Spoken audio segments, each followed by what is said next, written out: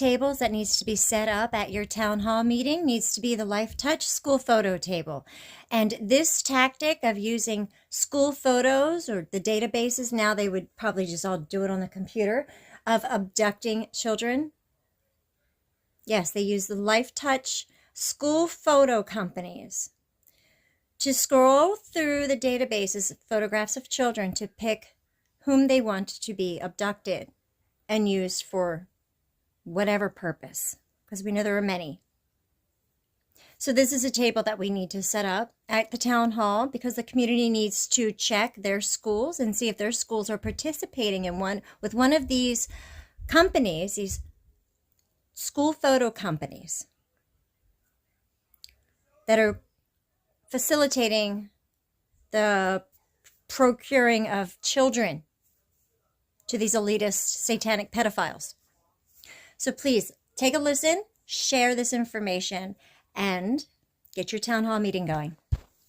People also said there's an intentional lack of news when it comes to air quality because people are purposely being poisoned. But moving on and seeing what other people are talking about, this next video from Kate Bills 2 is very interesting because what do they do with all that information they stored from us as children? So I think I just discovered a brand new conspiracy theory, and it's sort of in relation to the school photos conspiracy theory. If you don't know what that is, I suggest going down the rabbit hole, or I can make a part 2. But that one in particular kind of had me thinking, and it jogged a memory of these identification cards that we had done in elementary school. Please tell me you know what I'm talking about, because my husband, who lived in a completely different state than me, had them done, and I know that my brother and I had them done. We were definitely in elementary school, and they collected our hair follicle, our fingerprint, and a photo, and like pretty much laminated it into a little card. And they said it was in case we ever went missing. But if you have even one brain cell, you know that things are not always as they seem. So I did some digging. I'm going to go back to that original picture in a minute, which was a Reddit post, a guy basically asking what they were used for. But for now, I want to talk about the SmileSafe LifeTouch program, which is what they currently use, like for today's kids. I guess this is still something that they're doing.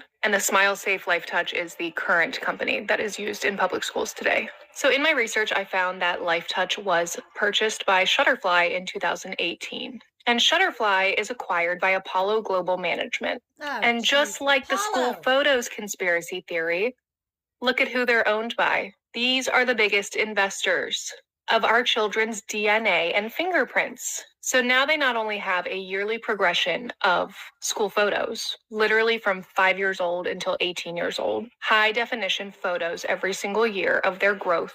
They also have their DNA and fingerprints. So that is what's happening with today's children. Do your own research, and I think you'll come to the same conclusions. Now back to IdentiKid. This is what we had when we were oldie like me. And IdentiKid is owned by Centegix. We deep dive on their website. I have no idea what they do. Everything is so vague. Their whole website says locate visitors on your campus, and it's just like this weird tech stuff. Granted, I am not a tech girly, so like maybe this makes sense to a wide plethora of people, but it just didn't make sense to me. And like here is their mission in like the main about section on their website. I just don't understand the concept of the company. Now, Centegix is owned by Gage Capital and Charles Bank. This one is not so surface level, it goes a little bit deeper, but Gage Capital is owned by Ridge Lake Partners. Ridge Lake is owned by Apogem Capital. Apogem Capital is owned by New York Life Insurance. And you guessed it, here we are, that one corporation manages all of their portfolio and investments. Now, as far as I'm aware, this practice of taking the hair and the fingerprints has been going on since at least the 80s. So this corporation, theoretically and allegedly, has the data, meaning the fingerprints, the hair follicles, and the yearly photos of every single child since the 1980s in America that goes to public school. Again, this is just a theory that I made up just now. I suggest that you do your own digging and let me know your thoughts. Everything we know right now about them farming data, collecting data, building a profile on us, it's very eerie to know that a lot of this started even back when we were children. But a lot of this could be, too, to give it to the biggest buyer who wanted a certain child and to target that certain child and to take them away. Walk you through the events. So the last video was her pleading the fifth. This is some more video that we have of her. That was a few years ago where she was... I want to comment real quick. So we have the 80s, and think about society went through this huge transformation due to the Catholic liberation theology and all the chaos, the Nazi-style experiments with drugs and stuff like that in the 60s. All of those. Catholic communism, NGOs, right, that we have today. Anyway, the 80s. We had moms and dads divorcing like it's nobody's business, right? It's going out of style. If you're not divorced, it's like kind of weird at this point. The degradation happened so quickly. They have women going to work full time and abandoning their children. So abandon your husband, abandon your kids, and we're going to take them. You're going to be prey. Single moms are prey. Don't be a fool. That's why they want moms to be single, so they can get to the kids. Because most of the abuse happens by the mother or the new boyfriend, new husband.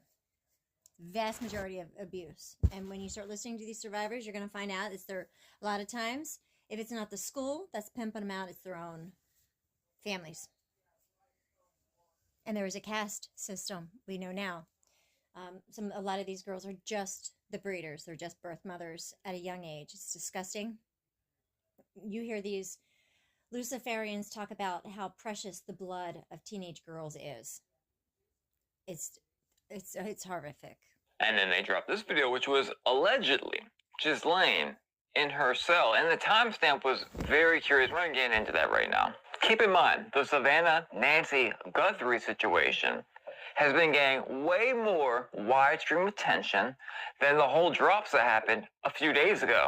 This person right here, the same person right here, which, by the way, the video they gave us, it's incredibly difficult to even get a clip of her face, looks absolutely nothing like this person right here in the courtroom, saying they require clemency to continue speaking. Of course, it's definitely the same person, right? Finally, absolutely 1000% unrelated, not relevant whatsoever, I found this little chat with expert Grok talking to someone, and they're supposed to be describing both the pictures, their face structures. Grok said, there is no way at all. These are the same people. Don't y'all, get tired of this at a certain point? Imagine buying this in 2026. That video came from Moon Henry, and does anybody honestly believe she's in prison? She's probably on some island somewhere, and yeah, that really does not look like her. I get people age, I get people change, especially in prison, you're not looking your best. But yeah, that really doesn't look like her, and when I saw this video, I was kind of reminded of a certain actor. I can't remember who that actor is, but it doesn't look like Maxwell.